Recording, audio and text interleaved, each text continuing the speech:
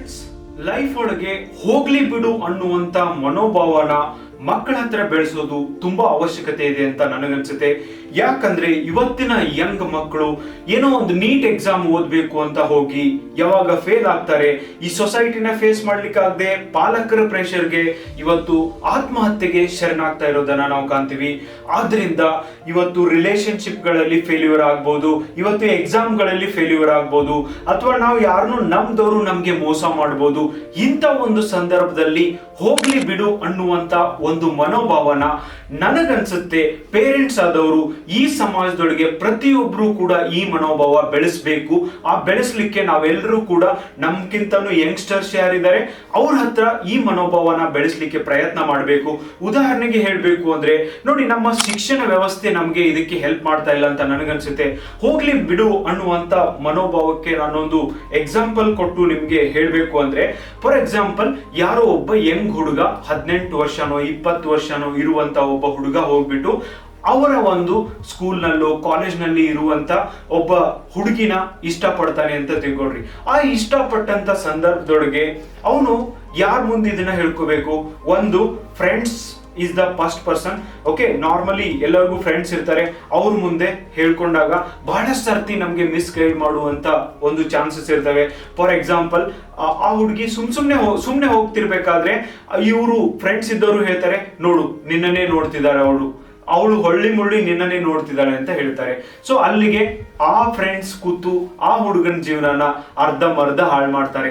ಆ ಒಂದು tender age ಒಳಗೆ, ಆ ಒಂದು ಯಂಗ್ ವಯಸ್ಸಿನೊಳಗೆ ಯಾಕೆ ನಮ್ಗೆ ಪೇರೆಂಟ್ಸ್ ಮತ್ತೆ ಈ ಸೊಸೈಟಿ ಒಳಗೆ ಯಾರು ಗೈಡ್ ಮಾಡೋದಿಲ್ಲ ಫ್ರೆಂಡ್ಸ್? ನನಗನ್ಸುತ್ತೆ ಇದ್ರ ಬಗ್ಗೆ ಅವೇರ್ನೆಸ್ ನ ಮೂಡಿಸ್ಬೇಕು. ಪಾಲಕರಾದವರು ಮಕ್ಕಳ ಜೊತೆ ಆ ಒಂದು ವಯಸ್ಸಿನೊಳಗೆ ಫ್ರೆಂಡ್ಸ್ ತರಾನೇ ಟ್ರೀಟ್ ಮಾಡಿ ಆ ಒಂದು ಮಗುವಿಗೆ ಲೈಕ್ ಅದು ಬಂದು, ಪಾಪ ನನಗೆ ನಮ್ಮ ಕಾಲೇಜಲ್ಲಿ ಅಥವಾ ನಮ್ಮ ಕ್ಲಾಸ್ ಅಲ್ಲಿ ಒಬ್ಳು ಹುಡುಗಿ ಇಷ್ಟ ಆಗಿದ್ದಾಳೆ ಅಂದ್ರೆ, ಯಾಕೆ ನಮ್ಮ ಪೇರೆಂಟ್ಸು ಹೌದಾ ನಿನಗೆ ಹುಡುಗಿ ಇಷ್ಟ ಆಗಿದ್ದಾಳ, okay let's have a party, ಯಾಕೆ ಮಾಡೋದಿಲ್ಲ? ಯಾಕೆ ಹೀಗೆ ನಮ್ಮನ್ನ ಟ್ರೀಟ್ ಮಾಡೋದಿಲ್ಲ? ಯಾವ್ದೋ ಒಬ್ಬ ಹುಡುಗನಿಗೆ ಒಬ್ಳು ಹುಡುಗಿ ಇಷ್ಟ ಆಗದೆ ಮತ್ತೆ ಹುಡುಗನ ಇಷ್ಟ ಆಗ್ಬೇಕು, ಯಾಕೆ ನಮ್ಮ ಪೇರೆಂಟ್ಸ್ ಹಂಗ್ ಟ್ರೀಟ್ ಮಾಡೋದಿಲ್ಲ? ಹೌದಾ, ಬಾ ಕೂತ್ಕೋ, ನನ್ ಜೊತೆ ಕೂತ್ಕೋ ಅಂತ ಹೇಳ್ಬಿಟ್ಟು ಜೊತೆ ಕೂತ್ಕೊಂಡು ಅಪ್ಪ ಮಗ ಯಾಕೆ ಪಾರ್ಟಿ ಮಾಡಬಾರ್ದು? ಎದಕ್ ಪಾರ್ಟಿ ಮಾಡ್ಬೇಕು ಅಂತ ನಿಮ್ ಪ್ರಶ್ನೆ ಇರ್ಬೋದು. ಆ ಅಪ್ಪ ಎದಕ್ ಖುಷಿ ಪಡ್ಬೇಕು ಅಂದ್ರೆ, ಎಸ್ ನನ್ನ ಮಗ ಹುಡುಗನೇ ಆಗಿದ್ದಾನೆ ಅಂದ್ರೆ ಇವನು ಹುಡುಗಿನ ಇಷ್ಟಪಟ್ಟಿದ್ದಾನೆ, I am very happy father for that. ಯಾಕೆ ಹೀಗೆ ಮಾಡೋದಿಲ್ಲ friends?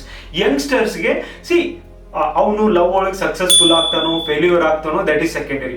First and foremost thing, ನಿನಗೆ ಬಂದಿರುವಂತ ಫೀಲಿಂಗ್ ಒಳಗೆ ನಥಿಂಗ್ ರಾಂಗ್ ಅಂತ ಹೇಳ್ಬಿಟ್ಟು ನಮಗೆ ಯಾಕೆ ಸರಿಯಾಗಿ ಗೈಡ್ ಮಾಡೋದಿಲ್ಲ ನೀವು ನನಗೆ ಹೇಳಿ. ಆಮೇಲೆ ಏನೋ ಫೇಲ್ಯೂರ್ ಆಗುತ್ತಾ, ಈ ಹುಡುಗ ಹೋಗಿ ಇವನ್ ಫ್ರೆಂಡ್ಸ್ ಎಲ್ಲ ಹವಾ ಹಾಕಿ ಇವನು ಹೋಗಿ ಕೇಳು ಅಂತ ಹೇಳ್ತಾರೆ. ಆ ಹುಡುಗ ಹೋಗಿ ನೆಕ್ಸ್ಟ್ ದಿನ ಕಾಲೇಜ್ ಒಳ್ಳಿ ಆ ಹುಡುಗಿಗೆ ಕೇಳ್ತಾನೆ, ನಾನು ನಿಮ್ಮನ್ನ ತುಂಬಾ ಇಷ್ಟಪಡ್ತೀನಿ ಅಂತ. ಆವಾಗ ಈವನ್ ಹೆಣ್ಣು ಮಕ್ಕಳ ಕಡೆನೂ ಕೂಡ ಈ ಮೆಚುರಿಟಿ ಇರಬೇಕು. ಯಾರೋ ಒಬ್ಬ ಹುಡುಗ ಬಂದ್ಬಿಟ್ಟು ಹಂಗೆ ಹೇಳ್ತಾನೆ ಅಂದ್ರೆ ಇದನ್ನೆಲ್ಲ ನಮ್ಗೆ ಪೇರೆಂಟ್ಸು ಸೊಸೈಟಿ ಗೈಡ್ ಮಾಡ್ಬೇಕು ಫ್ರೆಂಡ್ಸ್. ಆಗುವಂತ ಅಪರಾಧಗಳನ್ನ ತಡಿಬಹುದು ಅಂತ ನನಗನ್ಸುತ್ತೆ. ಯಾರೋ ಒಬ್ಬ ಹುಡುಗ ಆ ಹುಡುಗಿಗೆ ಬಂದು ನೀನ್ ನನ್ಗೆ ಇಷ್ಟ ಆಗ್ತೀಯಾ, ನೀನ್ ಅಂದ್ರೆ ನನ್ಗೆ ಇಷ್ಟ ಅಂತ ಕೇಳಿದಾಗ, okay thank you so much ನನ್ನನ್ನು ಇಷ್ಟಪಟ್ಟಿದ್ದಕ್ಕೆ, ಆದ್ರೆ ನನಗೆ ಓದೋದಿದೆ, ನನಗೆ ಬರೆಯೋದಿದೆ, ಓಕೆ ನನಗೆ ಆತರ ಮಾಡ್ಲಿಕ್ಕೆ ಸಮಯ ಇಲ್ಲ, ಅಥವಾ ನನಗೆ ಓದೋದು ಬರೆಯೋದೇ ನನ್ನ ಪ್ರಯಾರಿಟಿ ಆಗಿದೆ, thank you so much for that ಅಂತ ಅವರು ಕೂಡ ಯಾಕೆ ಹೇಳ್ತಾ ಇಲ್ಲ? ಆಮೇಲೆ ಏನೋ ಆಗಿ ಇಬ್ರು ಹುಡುಗ ಹುಡುಗಿ ರಿಲೇಶನ್ಶಿಪ್ ಒಳಗಿರ್ತಾರೆ.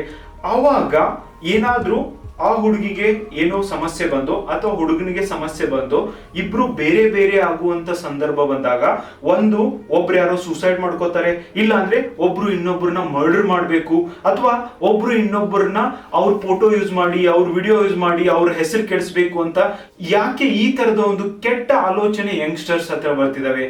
ಯಾಕಂದ್ರೆ ನಮ್ಗೇನ್ ಗೊತ್ತು, ಯಾರೋ ಒಬ್ಳ ಹುಡುಗಿ ಇಷ್ಟು ದಿನ ನಮ್ಮನ್ನ ಇಷ್ಟಪಡುವಂತ ಒಬ್ಬ ಹುಡುಗಿ ಇನ್ ಮುಂದೆ ನನಗೆ ಇಷ್ಟ ಇಲ್ಲ ಅಂತ ಹೇಳ್ತಾಳೆ ಅಂದ್ರೆ, ಅಥವಾ ಒಬ್ಬ ಹುಡುಗ ಆ ತರ ಹೇಳ್ತಾನೆ ಅಂದ್ರೆ ನಮ್ಗೇನ್ ಗೊತ್ತು ಅವ್ರಿಗೆ ಏನ್ ಸಮಸ್ಯೆ ಆಗಿದೆ ಅಂತ? ಈ ಸೊಸೈಟಿ ಒಳಗೆ ಅದನ್ನ ಯಾರು ನೋಡೋದಿಲ್ಲ. ಆಮೇಲೆ ಬ್ರ್ಯಾಂಡ್ ಆಗಿ ಒಂದ್ ಹೆಸರು ಕೊಡ್ತಾರೆ, ಇವರು ಕೈ ಕೊಡ್ತಾರೆ, ಹುಡುಗ ಕೈ ಕೊಡ್ತಾನೆ, ಹುಡುಗಿ ಕೈ ಕೊಡ್ತಾಳೆ ಅಂತ ಹೇಳ್ತಾರೆ. ಬಟ್ ನಾವು ಮಕ್ಕಳಿಗೆ ಕಲಿಸ್ಬೇಕಾಗಿದ್ದು ಏನು ಅಂದ್ರೆ, ನಾವು ಮೊದಲು ನಮ್ಮನ್ನ ನಾವು ಸಂಭಾಳಿಸೋದನ್ನ ಕಲಿಸ್ಬೇಕು. ಆಮೇಲೆ ಬಹಳಷ್ಟು ಜನ ಸಮಾಜದೊಳಗೆ ದೊಡ್ಡ ಪಿಡಿಂಗ್ ತರ ಅಡ್ಡಾಡ್ತಾರೆ, ನಾನೇ ದೊಡ್ಡ ಗ್ರೇಟು, ನಾನೇ ದೊಡ್ಡ ಸ್ಮಾರ್ಟು, ನಾನು ಹೇಳಿದ್ರೆ ಎಲ್ಲ ಆಗುತ್ತೆ ಅದು ಆಗುತ್ತೆ ಅಂತ. ಸೊ ಆ ಆಟಿಟ್ಯೂಡ್ ಕೂಡ ವೆರಿ ಡೇಂಜರಸ್. ಯಾರೋ ಒಬ್ಬ ಹುಡುಗಿಗೆ ಹೋಗಿ ಆ ಹುಡುಗ ಪ್ರಪೋಸ್ ಮಾಡಿದಾಗ ಅವ್ರು ಅಲ್ಲ ನಾನು ನಿನ್ನ ಇಷ್ಟ ಪಡೋದಿಲ್ಲ ಅಂತ ಹೇಳಿದಾಗ ಅದನ್ನ ತಡ್ಕೊಳ್ಳುವಂತ ಶಕ್ತಿ ಈ ಹುಡುಗನಿಗೆ ಇರೋದಿಲ್ಲ. ಆದ್ರಿಂದ ನನಗನ್ಸುತ್ತೆ ಪೇರೆಂಟ್ಸ್ ಆದವರು ಯಾರೋ ಒಬ್ಬ ಹುಡುಗ ಆ ತರದ ಆಕ್ಟಿವಿಟಿ ಇದಾವೆ, ಆ ತರದ ಆಟಿಟ್ಯೂಡ್ ಇದಾವೆ, ಅವ್ನ ಹೇರ್ ಸ್ಟೈಲ್ ಚೆನ್ನಾಗಿದೆ, ಅವ್ನ್ ನೋಡಕ್ ತುಂಬಾ ಲುಕ್ ಚೆನ್ನಾಗಿದೆ ಅಂದ್ರೆ ಅವ್ರ ಪೇರೆಂಟ್ಸ್ ಮೊದಲೇ ಕೂತು ಅವನಿಗೆ ಡೆಫಿನೆಟ್ಲಿ ಅರ್ಥ ಮಾಡಿಸ್ಬೇಕು ಫ್ರೆಂಡ್ಸ್.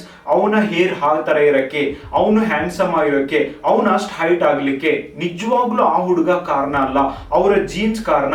ನೋಡಪ್ಪ ನಿಮ್ ತಂದೆ ನಾನು ಮತ್ತೆ ನಿಮ್ ತಾಯಿ ಚೆನ್ನಾಗಿರೋದ್ರಿಂದ ನೀನು ಚೆನ್ನಾಗಿ ಹುಟ್ಟಿದ್ಯಾ, ಅದಕ್ಕೆ ನೀನ್ ಪ್ರೈಡ್ ತಗೊಳ್ಳುವಂತ ಅವಶ್ಯಕತೆ ಏನಿಲ್ಲ. ಇದರಿಂದ ಈ ತರ ನಮಗೆ ಅರ್ಥ ಮಾಡಿಸೋದ್ರಿಂದ ನಾವು ಆಕಾಶದೊಳಗೆ ಹಾರೋಡೋದನ್ನ ಬಿಟ್ಟು ಭೂಮಿ ಮೇಲೆ ಇರೋದನ್ನ ಕಲಿತೀವಿ. ನಾನೇ ದೊಡ್ಡ ಪಿಡಿಂಗು ಅನ್ನೋದನ್ನ ಬಿಟ್ಟು ಬಿಡಬಹುದು. ಇದರಿಂದ ನಮ್ಮ ಬದುಕು ಉತ್ತಮವಾಗಿ ನಾವು ರೂಪಿಸ್ಕೊಳ್ಬಹುದು. ಅಂದ್ರೆ ನೋಡಿ, ಇದರಿಂದ ಎಷ್ಟೋ ಅಪರಾಧಗಳಾಗ್ತವೆ, ಎಷ್ಟೋ ಸೂಸೈಡ್ಗಳಾಗ್ತವೆ. ಇವುಗಳನ್ನ ತಡೆಗಟ್ಟಬೇಕು. ಯಾರೋ ನಮ್ಗೆ ಕೈ ಕೊಟ್ಟು ಹೋದಾಗ ಅಥವಾ ಯಾರೋ ನಮ್ ಜೊತೆ ಇವತ್ತಿದ್ದಾಗ ನಾಳೆ ಇಲ್ಲದೆ ಇರ್ಬೋದು. ಯಾರು ಹೇಳಿದ್ದಾರೆ ನಮ್ ಜೊತೆ ಇವತ್ತು ಯಾರಿದ್ದಾರೆ, ನಾವು ಸಾಯೋವರೆಗೂ ನಮ್ ಜೊತೆ ಇದ್ದೇ ಇರ್ತಾರೆ ಅಂತ? ಇಲ್ಲದೆ ಇರ್ಬೋದು. ಯಾವಾಗ ನಮ್ಮನ್ನ ಇಷ್ಟಪಡೋರು ನಮ್ ಜೊತೆ ಇಲ್ಲದೆ ಇರುವಾಗಲೂ ಕೂಡ ನಾವ್ ಹೆಂಗೆ ಜೀವನ ನಡೆಸಬೇಕು ಅನ್ನೋದನ್ನ ಮೊದಲು ಕಲಿಸ್ಬೇಕು. ಫೇಲ್ ಆಗೋದನ್ನ ಮೊದಲು ಕಲಿಸ್ಬೇಕು. ಯಾರು ಹೇಳಿದ್ದಾರೆ ಯಾರೋ ಒಬ್ರು ನಮ್ಮನ್ನ ಬಿಟ್ಟು ಹೋದಾಗ ನಮ್ ಜೀವನಾನು ಮುಗೀತು ಅಂತ ಕುಂಡ್ರೋದು, ಇದು ನನಗನ್ಸುತ್ತೆ ದೊಡ್ಡ ಮೂರ್ಖತನ. ನಮ್ಮನ್ನ ಬಿಟ್ಟು ಹೋದವ್ರಿಗೂ ಒಂದ್ ಜೀವನ ಇದೆ ಅಂದ್ರೆ ನಾನು ಬಿಟ್ಟು ಹೋದವ್ರಿಗೆ ನನಗೆ ಯಾಕೆ ಜೀವನ ಇಲ್ಲ?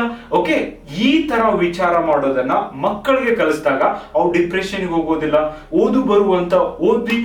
ಓದಿ ಬರೆದು ಏನೋ ಒಂದು ಅಚೀವ್ ಮಾಡುವಂತ ವಯಸ್ಸೊಳಗೆ ಉಳ್ಕಿದೆಲ್ಲ ವಿಚಾರ ಮಾಡೋದಿಲ್ಲ. ಆದ್ರೆ ಈ ಸೊಸೈಟಿ ಒಳಗೆ ಇದ್ರ ಬಗ್ಗೆ ಅವೇರ್ನೆಸ್ ಮೂಡಿಸ್ತಾ ಇಲ್ಲ ಫ್ರೆಂಡ್ಸ್. ಹೋಗ್ಲಿ ಬಿಡು ಅನ್ನುವಂತ ಮನೋಭಾವನ ಬೆಳೆಸ್ತಾ ಇಲ್ಲ. ಯಾಕೆ ಅನ್ಬಾರ್ದು? ನೋಡಿ, ಇವತ್ತು ಒಬ್ಳು ಹುಡುಗಿನಿಗೆ ಕೈ ಕೊಟ್ರೆ ಆ ಹುಡುಗನ್ಗೆ ಮತ್ತೆ ಜೀವನನೇ ಇಲ್ವಾ? ಓಕೆ, ಭೂಮಿ ಏನ್ ಚಿಕ್ಕದಿದೆಯಾ ಫ್ರೆಂಡ್ಸ್? ಇವ್ರು ಇಲ್ಲ ಅಂದ್ರೆ ಮತ್ತೊಬ್ರು ಇಲ್ಲ ಅಂದ್ರೆ ಇನ್ನೊಬ್ರು ಇಲ್ಲ ಅಂದ್ರೆ ಮತ್ತೊಬ್ರು.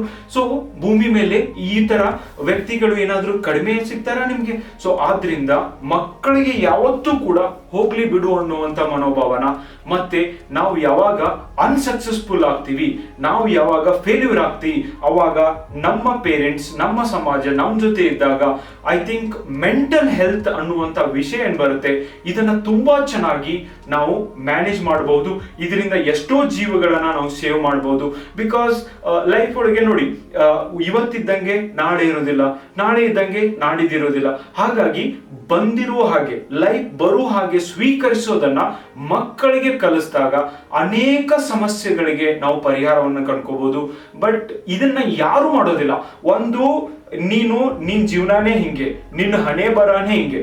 ಇನ್ನೊಂದು, ಈ ಹಣೆ ಬರದ ಮಾತು ಬರುತ್ತೆ ಫ್ರೆಂಡ್ಸ್. ಬಹಳಷ್ಟು ಸರ್ತಿ ನಮ್ಮ ಸೊಸೈಟಿ ಒಳಗೆ ಇದನ್ನ ನಮ್ಗೆ ಹೇಳ್ತಾರೆ.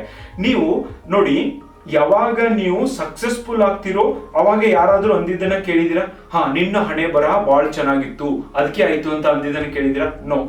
ನೀವು ಫೇಲ್ಯೂರ್ ಆಗ್ರಿ, ನಿನ್ ಹಣೆ ಬರನೇ ಇಷ್ಟೇ, ನಿನ್ ಹಣೆ ಬರನೇ ಹಿಂಗೆ ಇದೆ ಅನ್ನುವುದು ಮಾತ್ರ, ಅವಾಗ ಮಾತ್ರ ಹಣೆ ಬರಹ ಅನ್ನೋದು ಬರುತ್ತೆ. ಸೈಂಟಿಫಿಕ್ ಟೆಂಪರ್ ಇರುವಂತ, ಓದಿ ಬರೆಯುವಂತ ನಾವು ಹೆಂಗೆ ಹಣೆ ಬರಹನೇ ಎಲ್ಲ ಡಿಸೈಡ್ ಮಾಡುತ್ತೆ ಅಂತ ನಂಬಕ್ ಹೆಂಗಾಗುತ್ತೆ? ನಾನು ಇಲ್ಲೊಂದು ಕ್ವಶನ್ ಮಾಡಕ್ಕೆ ಇಷ್ಟಪಡ್ತೀನಿ ಫ್ರೆಂಡ್ಸ್. ನಮಗೆ ಯಾವಾಗ ಸ್ವತಂತ್ರ ಬಂದಿತ್ತೋ, ಸ್ವತಂತ್ರ ಬಂದಂತ ಸಂದರ್ಭದೊಳಗೆ ನಮ್ಮ ದೇಶದ ಒಬ್ಬ ಪ್ರಜೆಯ ಜೀವಿತಾವಧಿ ಎಷ್ಟಿತ್ತು ಅಂತ? 100 to 90 years ಇರಲಿಲ್ಲ ಫ್ರೆಂಡ್ಸ್. ಜೀವಿತ ಅವಧಿ ಇದ್ದಿದ್ದೇ 35 ವರ್ಷ. ಅದಕ್ಕೇನೆ ನಮ್ಮ ಅಜ್ಜ ಅಜ್ಜಿ, ನಮ್ಮ ಮುತ್ತಜ್ಜಿ 8, 10, 15 ಮಕ್ಕಳನ್ನ ಹೆರ್ತಿದ್ರು. ಯಾಕೆ ಹೇಳ್ರಿ? ಅದ್ರೊಳಗೇನೆ ಒಂದ್ 5-6 ಪೋಲಿಯೋ ಆಗಿ ಸಾಯ್ತಿದ್ವು, ಇನ್ನೂ ಒಂದ್ 5-6 ಬೇರೆ ಕಡೆ ಎಲ್ಲೋ ದನ ಮೈಸ್ಲಿಕ್ಕೆ ಹೋಗೋ ಯಾವ್ದೋ ಒಂದು ನದಿ ಒಳಗ್ ಬಿದ್ದು ಏನೋ ಆಗಿ ಸತ್ ಹೋಗ್ತಿದ್ವು. ಲಾಸ್ಟ್ಗೆ 3-4 ಜನ ಮಾತ್ರ ಉಳಿತಿದ್ರು. ಯಾಕಂದ್ರೆ ಅವತ್ತು ನಮ್ಮ ಹೆಲ್ತ್, ಆರೋಗ್ಯ ಒಂದು ಫೆಸಿಲಿಟಿ, ಸೇವೆಗಳು ಅಷ್ಟೊಂದು ಸರಿಯಾಗಿರ್ಲಿಲ್ಲ. ಹೀಗಾಗಿ ಅಷ್ಟು ಮಕ್ಕಳನ್ನ ಹಡಿತಿದ್ರು. ಆದ್ರೆ ಇವತ್ತು ಭಾರತದ ಒಬ್ಬ ಆವರೇಜ್ ವ್ಯಕ್ತಿಯ ಜೀವಿತಾವಧಿಯನ್ನು ನೋಡಿದಾಗ ವುಮನ್ 69 years ಬದುಕಿದ್ರೆ ಮೆನ್ನು 67 years ಬದುಕ್ತಿದ್ದಾರೆ. ನೀವ್ಯಾರು ಹಣೆ ಬರಹನ ನಂಬ್ತಿರೋ ನನಗೆ ಇದಕ್ಕೆ ಆನ್ಸರ್ ಮಾಡ್ರಿ ಕಮೆಂಟ್ ಬಾಕ್ಸ್ ಒಳಗೆ. ನೀವು ಹಣೆ ಬರಹನ ನಂಬೋದಾದ್ರೆ 35 ವರ್ಷ ಬದುಕುವಂತ ಒಬ್ಬ ಮನುಷ್ಯನನ್ನ ಇವತ್ತು 69 ವರ್ಷ 67 ವರ್ಷ ಬದುಕೋ ಹಾಗೆ ನಮ್ಗೆ ಮಾಡೋ ಕೆಪಾಸಿಟಿ ಇದೆ ಅಂದ್ರೆ 21ನೇ ಶತಮಾನದೊಳಗೆ ಇಷ್ಟು ಆವಿಷ್ಕಾರಗಳಾಗ್ತಿದಾವೆ, ಪ್ರತಿಯೊಂದಕ್ಕೂ ಸೊಲ್ಯೂಷನ್ ಹುಡುಕ್ತಿದೀವಿ ಅಂದ್ರೆ ಇನ್ನೂ ಅದ್ರ ನಾವು ಹಣೆ ಬರಹನೆ ನಂಬ್ಕೊಂಡು ಕೂಡಕ್ ಹೆಂಗಾಗುತ್ತೆ? ನನ್ಗನ್ಸುತ್ತೆ ಎಜುಕೇಟೆಡ್ ಮೈಂಡ್ಗಳು ಇದ್ರ ಬಗ್ಗೆ ಯಾಕೆ ವಿಚಾರ ಮಾಡಂಗಿಲ್ಲ. ಸೊ ನಾವು ಸರಿಯಾದ ರೀತಿ ಒಳಗೆ ಎಫರ್ಟ್ ಮಾಡಂಗಿಲ್ಲ. ಮತ್ತು ಇನ್ನೊಂದು ಹೋಗ್ಲಿ ಬಿಡು ಅನ್ನುವಂತ ಮನೋಭಾವನ ನಾವು ಬೆಳೆಸ್ಕೊಳ್ಳೋದಿಲ್ಲ. ನೋಡಿ, ನಿಮ್ಮ ಒಂದು ಆತ್ಮವಿಶ್ವಾಸ ಹೇಗಿರ್ಬೇಕು ಅಂದ್ರೆ ಯಾರಾದ್ರೂ ನಿಮ್ಮನ್ನ ಬಿಟ್ಟು ಹೋಗುವಾಗ ನೀವು ಹೋಗ್ಲಿ ಬಿಡು ಅಂತ ಅನ್ನುವ ಮನೋಭಾವ ಇರಬೇಕು ಅಂತ ನಾನು ಯಾಕೆ ಹೇಳ್ತಿದ್ದೀನಿ ಅಂದ್ರೆ, ನೋಡಿ ನೀವು ಹೇಳ್ಬೋದು ಹುಡುಗಾನೇ ಆಗಿರ್ಲಿ ಹುಡುಗಿನೇ ಆಗಿರ್ಲಿ, ನೀನು ನನ್ನ ಜೊತೆ ಇದ್ರೆ ನಾನು 100% ನಿನ್ನ ಚೆನ್ನಾಗಿ ನೋಡ್ಕೋತಿದ್ದೆ, ನೀನು ನನ್ನ ಜೊತೆ ಇರೋದಿಲ್ಲ ಅಂತಿ ಅಂದ್ರೆ, ಬೇರೆಯವ್ರ ಜೊತೆ ಇರ್ತೀನಿ ಅಂತಿ ಅಂದ್ರೆ I will wish you all the best. ಅವರು ನಿನ್ನ ಚೆನ್ನಾಗಿ ನೋಡ್ಕೊಳ್ಳಿ. ಸೊ ಅದಕ್ಕೆ ನನ್ನ ವಿಶೇಷ ಯಾವತ್ತೂ ನಿನ್ ಜೊತೆ ಇರ್ತವೆ. ಯಾಕೆ ನಾವು ಹೀಗೆ ಹೇಳ್ತಾ ಇಲ್ಲ? ಯಾವ ಮೂರ್ಖ ಹೇಳಿದಾನೆ ಲವ್ ಅಂದ್ರೆ ನಾನು ಲವ್ ಮಾಡಿದ ಹುಡುಗಿ ಹುಡುಗ ಅಥವಾ ಏನೇ ವಸ್ತು ನನಗೆ ಮಾತ್ರ ಸಿಗ್ಬೇಕು ಅನ್ನೋದು ಇದೊಂದು ತಪ್ಪು ಕಲ್ಪನೆ ಆಗಿದೆ ಫ್ರೆಂಡ್ಸ್. ಯಾಕಂದ್ರೆ ಲವ್ ಅಂದ್ರೆ ಅದು ಅಲ್ಲ. ನೀವು ಲವ್ ಮಾಡಿರುವಂತ ವ್ಯಕ್ತಿ ಕೂಡ ಆಗಿರ್ಬೋದು, ಎಲ್ಲೇ ಇರ್ಲಿ ಯಾರ ಜೊತೆನೇ ಇರ್ಲಿ ನನ್ನ ಜೊತೆ ಇದ್ರೆ ಚೆನ್ನಾಗಿರ್ತಿದ್ರು, ಅದನ್ನ ಬಿಟ್ಟು ಎಲ್ಲೇ ಇರ್ಲಿ ಯಾರ ಜೊತೆನೇ ಇರ್ಲಿ ಚೆನ್ನಾಗಿ ಇರ್ಲಿ ಅಂತ ವಿಶ್ ಮಾಡೋದು ನಿಜವಾದ ಲವ್. ಇದನ್ನ ಯಂಗ್ ವಯಸ್ಸಿನೊಳಗೆ ಮಕ್ಕಳ ಹತ್ರ ನಾವು ಯಾಕೆ ಹೇಳ್ತಾ ಇಲ್ಲ?